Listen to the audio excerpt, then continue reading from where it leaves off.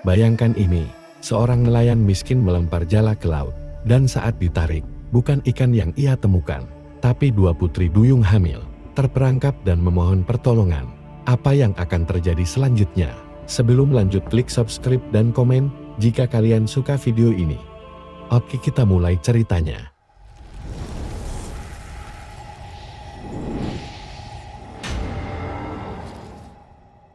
Di sebuah desa nelayan yang terletak di pesisir pantai, kehidupan tampak sederhana namun penuh perjuangan. Pak Dharma, seorang nelayan tua berusia lebih dari 60 tahun, telah menghabiskan hampir seluruh hidupnya di lautan.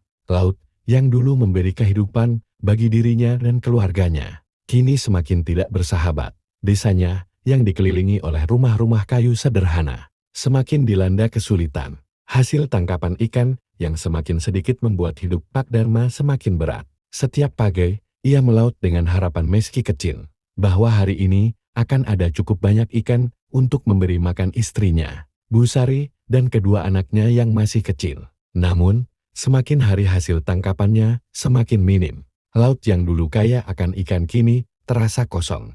Rakyat desa mulai merasakan dampaknya. Perekonomian desa terpuruk, banyak nelayan yang terpaksa berhenti melaut. Dan rumah-rumah yang dulunya tampak sederhana, namun penuh kebahagiaan kini terlihat usang. Pak Dharma merasakan beratnya beban hidup, tetapi ia tak pernah mengeluh.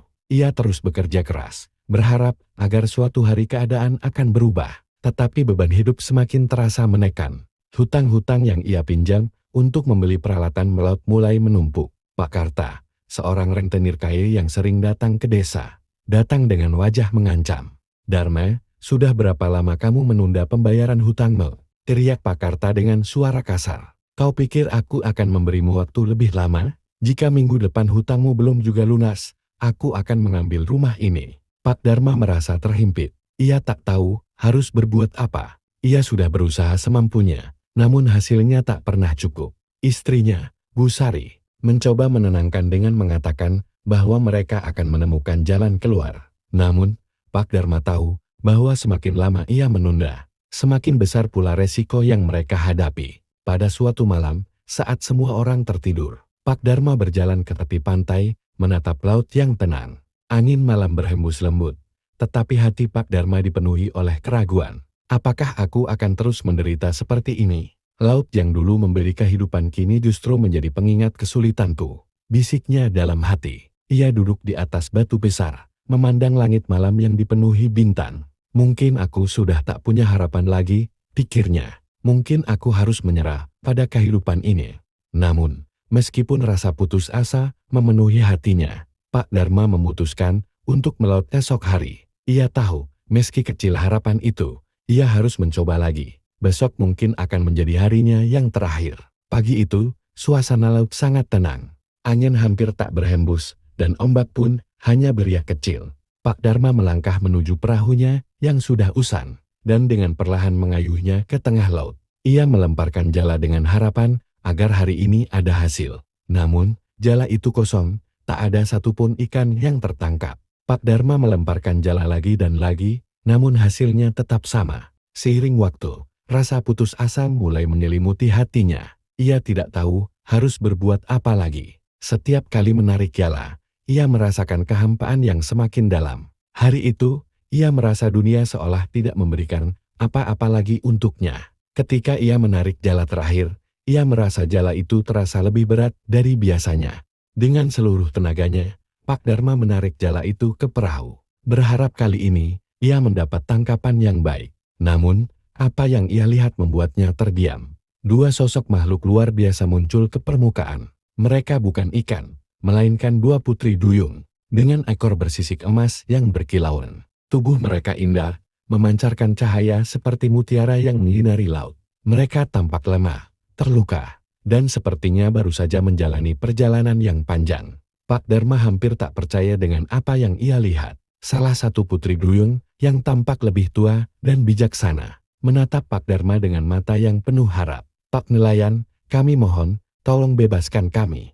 Kami sedang hamil dan harus segera kembali ke laut untuk melahirkan. Waktu kami hampir habis. Pak Dharma terdiam, tak tahu harus berkata apa. Selama hidupnya, ia tidak pernah melihat sesuatu yang begitu luar biasa. Laut yang selama ini tampak kosong kini menyembunyikan keajaiban yang tak terbayangkan. Meskipun dalam hatinya ada keraguan, Pak Dharma tahu bahwa ia tak bisa menyakiti mereka. Aku tak tahu apa yang harus kulakukan, kata Pak Dharma dengan suara gemetar. Aku hanya seorang nelayan miskin. Aku tak punya apa-apa, tapi aku tak bisa membiarkan kalian menderita. Dengan hati yang penuh kasih, Pak Dharma perlahan melepaskan kedua putri duyung itu dari jala, membiarkan mereka kembali ke laut yang luas. Saat mereka hendak pergi, putri duyung yang lebih tua menyerahkan sebuah kantong kecil kepada Pak Dharma. Ini sebagai tanda terima kasih kami. Bukalah kantong ini hanya ketika kau sampai di rumah, katanya.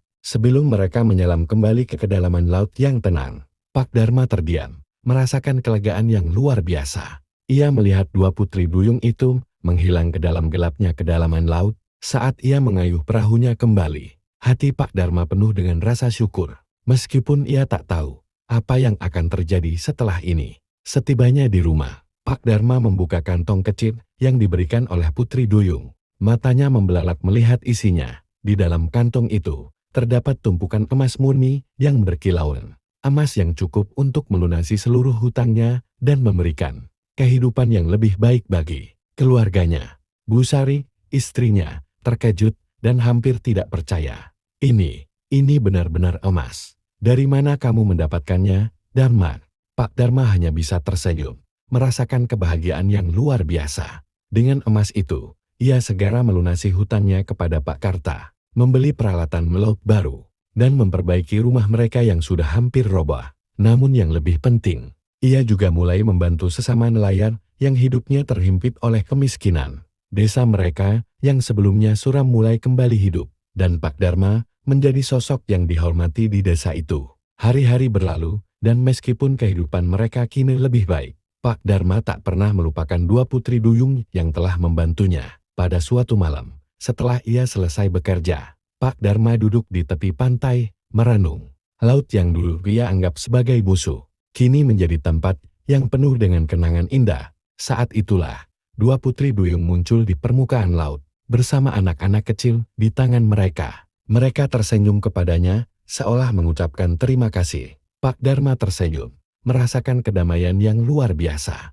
Dengan hati yang penuh rasa terima kasih, Pak Dharma melihat mereka menghilang ke dalam laut. Ia tahu bahwa hidupnya telah berubah, bukan hanya karena emas yang ia terima, tetapi karena ia memilih untuk berbuat baik meskipun dunia terasa menindihnya. Laut yang dulu menjadi simbol keputusasaan kini menjadi sumber harapan. Dan dalam hati Pak Dharma, ia tahu bahwa kebaikan hati selalu akan mendapat imbalan. Meskipun kadang-kadang hadiah itu datang dari tempat yang tak terduga. Laut dengan segala misterinya telah mengajarkan Pak Dharma satu pelajaran penting. Keajaiban datang kepada mereka yang percaya dan berbuat baik, bahkan ketika dunia tampak begitu gelap.